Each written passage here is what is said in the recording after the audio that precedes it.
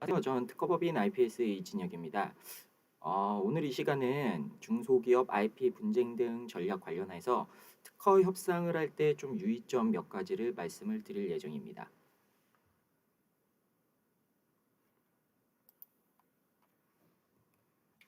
오늘은 딱 한 장 가지고 이제 말씀을 드릴 수 있을 것 같은데요. 몇 개 정도로 나열을 했는데 여기 지금 나열한 요소들은 제가 이제 삼성에서 특허 협상을 하면서 이제 느꼈던 점, 제가 선배님들이 협상을 하면서 보고 배우면서 느꼈던 점. 그다음에 삼성전자에 계시는 이제 최성규 상무님이라는 분이 있는데 그분께서 특허 사용 설명서라는 책을 쓰셨어요. 이제 거기에 한 챕터를 보면은 특허 협상을 할 때 어떤 점을 유의를 해야 되는지 몇 가지 요소들이 나와 있고 그에 관련한 내용도 여기에 이제 좀 참고를 해가지고 넣었습니다. 그러면 이제 첫 번째부터 말씀을 드리면 너무 당연한 얘기인데 특허 포지션 및 소송에서 졌을 때 결과를 명확하게 인지를 하고 계셔야 돼요.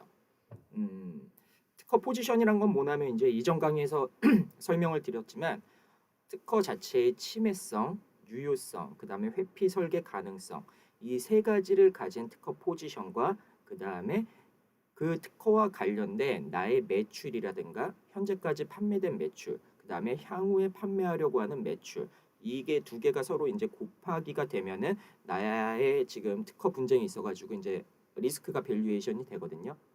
그 특허 그거 자체를 이제 특허 포지션이라고 하고 그 다음에 만약에 소송이 걸려 있다고 한다면은 소송에서 내가 졌을 때 최악의 사태는 어떤 게 벌어질 수 있을까? 그것까지 이제 좀 캐치를 하고 계셔야 됩니다.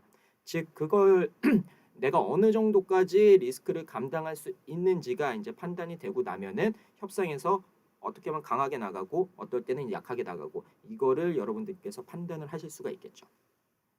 그래서 꼭 특허 포지션 및 최악의 사태를 대비를 해가지고 내 결과가 어떻게 될 수 있겠다. 그거를 명확히 캐치를 하셔야 된다. 두 번째는 사실 협상 자체는 비즈니스 협상이든 테크 협상이든 논리로 싸우시는 게 맞습니다. 즉 테크 협상을 할 때는 특허의 관련성과 유효성 이 두 가지 팩터를 가지고 양사가 만나서 네 특허는 이런 것 때문에 유효성에 문제가 있어. 그 다음에 너의 특허는 내 제품과 비교해가지고 이런 차이가 있기 때문에 내 제품은 네 특허와 관련성이 없어. 이렇게 서로 이제 싸우게 되는데요. 논리로 당연히 싸우게 되죠. 그리고 비즈니스 협상을 할 때도 마찬가지입니다. 특허 포지션이 어느 정도 양사 간에 합의가 되고 나면은 실질적으로 로열티를 어느 정도 주는 게 좋을까? 이거에 대한 이제 근거 자료들을 이제 각각 준비를 해가지고 이제 싸우게 되는데 싸우다 보면은 사실 내 말이 좀 맞는 것 같은데 상대방이 수긍을 쉽게 안 하는 경우도 있고 어떻게 보면 상대방 말이 맞는데 내가 가진 입장 때문에 상대방 말을 수긍하지 않아야 될 때가 있습니다. 즉 협상의 당사자끼리 하게 된다면은 양사가 하는 주장은 서로 조율을 해가지고 할 수 있는데 사실은 협상의 당사자는 나지만 회사 자체 입장에서 뭐 우리 사장님도 있을 거고 회사 자체의 입장이 있다 보니까 상대방이 하는 거를 쉽게 받아들이기 어렵죠. 그렇기 때문에 이제 물론 협상을 하는 거고요. 그래서 논리적으로 싸우다가 결국 이제 감정적으로 서로 이제 대치를 하게 되는 경우가 분명히 있을 수 있는데 감정적인 요소들은 이렇게 좀 건들지 않는 거. 논리로 싸우되 사람들은 좀 감정을 가진 사람들이기 때문에 서로 이렇게 잘 풀어갈 수 있도록 좀 좋은 분위기에서 협상을 좀 유도를 하는 게 맞기도 합니다. 물론 일부러 좀 협상판 자체를 약간 좀 난장스럽게 만들거나 아니면 일부러 좀 화를 내는 뭐 그런 쪽으로 이제 갈 수도 있겠죠. 그다음에 최후 통첩하지 말 것. 좀 한 라인을 유지를 해야 된다는 건데 이 최후 통첩이란 건 어떻게 보면 아까도 말씀드린 것처럼 협상을 하다 보면은 내 말이 굉장히 논리적이고 타당한데 상대방이 전혀 이거를 듣지 않을 때가 있어요. 뭐 선배님들 얘기에 따르다 보면은 어떻게 보면 협상 자리에서 정말 재떨이를 집어 던지고 이런 경우도 발생하기도 한다. 그렇다고 말씀을 하시는데 그렇다고 하더라도 치유 통첩을 해버리고 나면은 나중에 내가 아쉬운 일이 생겼을 때 연락하기가 되게 민망한 상황이 발생을 할 수 있거든요. 그래서 협상에서 서로 논리적으로 강하게 싸울 건 싸우되 절대 앞으로 나는 너랑 만나지 않을 거야. 앞으로 나한테 두 번 다시 연락하지 마. 이런 식의 이제 최후 통첩을 하게 되면은 나중에 내가 조금 아쉬워졌을 때 연락하기가 조금 민망한 경우가 생길 수 있다. 그래서 최후 통첩하지 말고 꼭 실무자 선에서 그래도 나랑 마음이 맞는 경우가 마음이 맞는 상대방이 여러 명일 때 마음에 맞는 상대방이 한 명 정도는 있을 수 있거든요. 그러면은 그 사람과의 한라인은 좀 유지를 하는 게 좋을 것 같다. 그다음에 협상은 오너가 하는 게 좀 적절하지 않은 것 같아요. 협상은 오너가 하는 게 적절하지 않은 이유가 뭐냐면 결국 그 회사의 오너는 결정을 해야 되는 입장에 있는 거잖아요. 그래서 오너와 오너가 만났는데 그 오너 분께서 지금까지 돌아갔던 협상의 모든 요소들을 머릿속에 다 파악하고 있으시면은 오너와 오너가 만나가지고 딱 결정을 할 때 특별히 문제가 없을 수도 있는데 오너분들께서는 이제 전체적인 그림은 알고 계시지만 협상의 세세한 부분은 모르실 수도 있어요.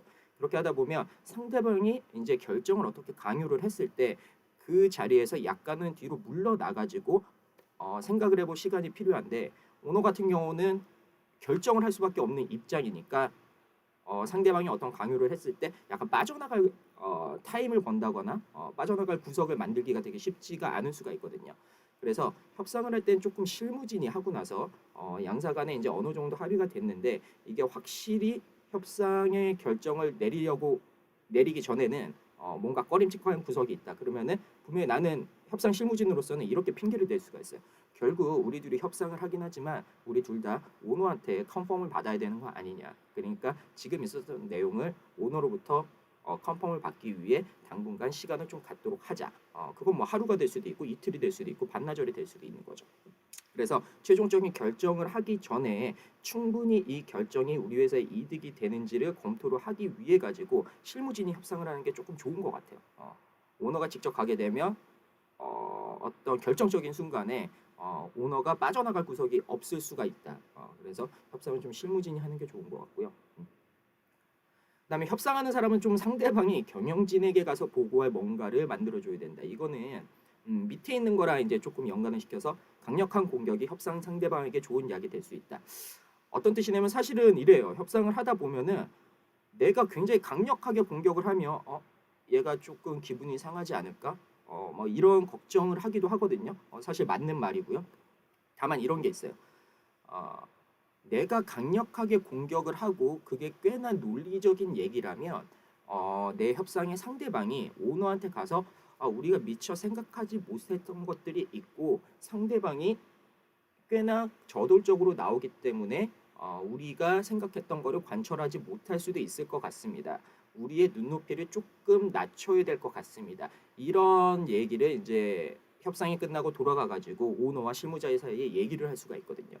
즉 강력한 공격을 한다는 거는 이제 이거 뭐 케이스 바이 케이스지만 어떨 때는 원만하게 협상 자체를 풀어 나가기도 해야겠지만 논리적으로 이게 충분히 먹힐 수 있는 것이라면 강력하게 드라이브를 함으로써 상대방이 그 자기의 눈높이를 낮출 수 있도록 즉 협상의 상대방이 오너한테 가가지고 우리 쪽보다는 얘네 쪽의 논리가 조금 더 맞는 것 같고요. 그렇게 따라가야 되는 게 맞는 것 같습니다. 왜냐하면 협상을 할 때 딱 한 가지 포인트만 있는 게 아니라 여러 가지 포인트들이 있을 수 있잖아요. 그래서 각각의 포인트에서 어떤 거는 양보를 할 수도 있고 어떤 거는 강력하게 공격을 하는 것 자체.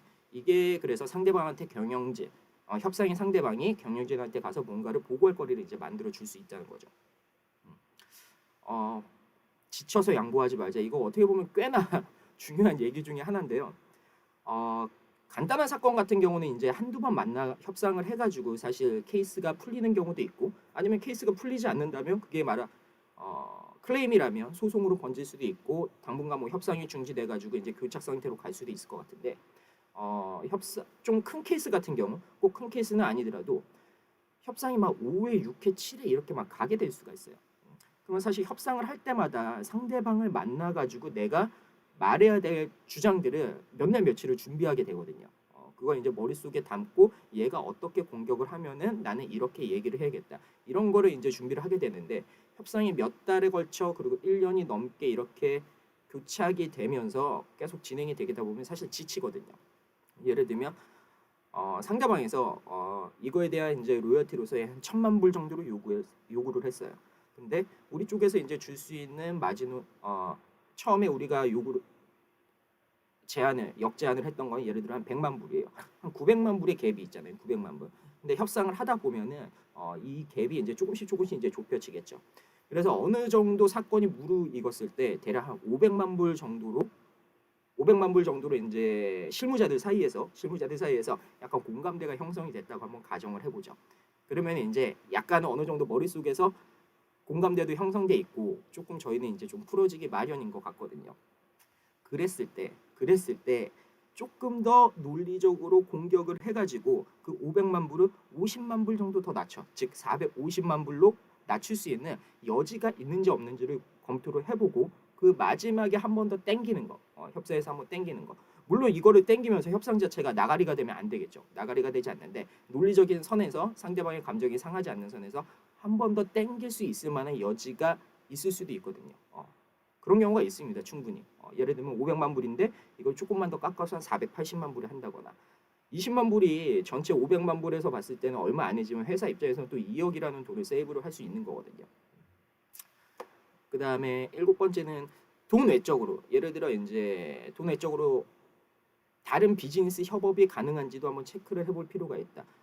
예를 들면은 특허 협상이라 그러면 결국은 내가 특허를 가지고 있는데 네가 내 특허를 침해를 했으니까 제품을 판매하지 말든지 아니면은 그에 상응하는 보상을 나한테 해줘라. 이게 이제 메인스트림으로서 서로 간에 이제 얘기하는 주된 거리인데 하다 보면은 비즈니스 관계상 특허를 가지고 있는 사람이랑 특허를 공격을 받은 사람이랑 서로 다른 비즈니스, 즉 제품을 조금 더 싸게 공급을 한다거나 아니면 다른 특허 외적인 면에서 서로 협업할 수 있을 만한 거리가 생기기도 하거든요. 그랬을 때는 로열티를 서로 낮추고 대신 내가 너한테 제품을 조금 싸게 공급할 테니까 이 특허의 로열티 비용을 좀 낮추고 서로 제품은 싸게 공급하되, 그러면 여기서도 이제 제품의 매출처가 이제 생기긴 생긴 거거든요. 그래서 특허 물론 협상이긴 하지만 특허 자체로만 이렇게 보지 말고 시야를 조금 더 넓혀가지고 다른 해결 수단을 통해 가지고 특허 협상을 조금 약화시키고 다른 데서 서로 간에 윈윈을 할 수 있는 부분이 있는지 한번 좀 체크를 해보자는 거죠. 그 다음에 협상을 하면서 항상 세틀먼트 시점은 계속 고려를 해야 됩니다. 이게 언제 계속 교착 상태에 있다가 협상을 하는데 교착이 되고 있다고 한번 가정을 한번 해보죠. 근데 예를 들어 이게 소송이었어요. 소송을 계속 진행을 하고 있는데 양사 간에 소송을 진행을 하면서 한두 번 만났는데 서로 간의 주장이 워낙에는 팽팽해가지고 설득이 잘 안 돼요. 그래가지고 계속 소송만 진행을 할 수도 있고, 근데 소송을 진행을 하다 보면은 굉장히 좀 결정적인 순간이 몇 군데 생깁니다. 예를 들면 여기 써놨던 것처럼 IPR 개시 결정전. IPR이란 거 이제 미국의 특허 무효 심판이라고 보면 되는데 IPR은 보통 한 1년 6개월 정도 진행이 되고 IPR 특허 무효 심판을 걸고 나서 대략 한 6개월 정도 시점이 되면은 피탭에 있는 심판관이라고 해야 되나요? 이제 판사들, 보통 이제 판사입니다. 판사가 이 특허에 대한 무효 여부를 실질적으로 볼지 안 볼지에 대한 개시 결정을 합니다. 이 개시 결정을 이제 영어로는 인스티튜션이라고 하는데요. 그러면 인스티튜션 결정이 나기 한 며칠 전이라고 한번 가정을 해보죠. 그러면 특허를 가지고 공격을 했던 사람은 만약 인스티튜션 결정이 난다면은 어떤 느낌이 될까요? 인스티튜션 결정이 난다는 거는 특허의 무효성에 대해 가지고 그쪽에 판사가 제대로 한번 봐보겠다는 거거든요. 즉 특허가 무효될 가능성이 그래 생각보다 올라간다는 거예요. 반대로 인스티튜션이 안 된다면은 사실상 이 특허의 무효 가능성이 굉장히 낮아지는 거죠. 즉 IPR의 개시 결정에 따라 가지고 원고든 피고든 공격자든 방어자든 자기의 입장이 굉장히 달라질 수가 있어요. 그러면 이때는 결정적인 포인트가 되는 시점이라죠. 즉 양사가 둘 다 쫄리는 시점이라는 거거든요. 그럴 때는 사실 둘 다 위험을 감수하기 쉽지 않기 때문에 협상에 다시 한번 원래 교착 상태였던 협상이 다시 만들어질 수 있는 그 교두보가 될 수 있죠. 그다음에 디스커버리 본격 진행이란 건 뭐냐면 사실 미국 소송 같은 경우는 이제 바로 진행이 되고 나면은 어떻게 보면 그때부터도 사실 디스커버리의 시작이긴 합니다. 디스커버리의 시작인데 사실 6개월에서 대략 한 9개월 소송이 제기되고 나서 대략 한 6개월에서 1년 정도가 지나고 나서부터 디스커버리 즉 양사 간의 증거 개시 절차를 본격적으로 시작을 하게 되는 경우가 많거든요. 뭐 디스커버리를 진행을 하는 건 좋은데 디스커버리의 단점이 뭐냐면 비용이 굉장히 많이 들어간다는 거예요. 즉 디스커버리가 본격적으로 진행이 된다는 건 양사 간의 비용이 기하급수적으로 늘어날 가능성이 있다는 거죠. 그러면 IPR 개시 결정 전 그리고 디스커버리가 본격적으로 진행되는 시점, 이 시점에서는 양사가 양사 각자가 자기의 손해를 최소화하기 위해 가지고 만나 가지고 협상을 해서 세틀먼트를 하려고 하는 의지를 가진다고 볼 수 있어요.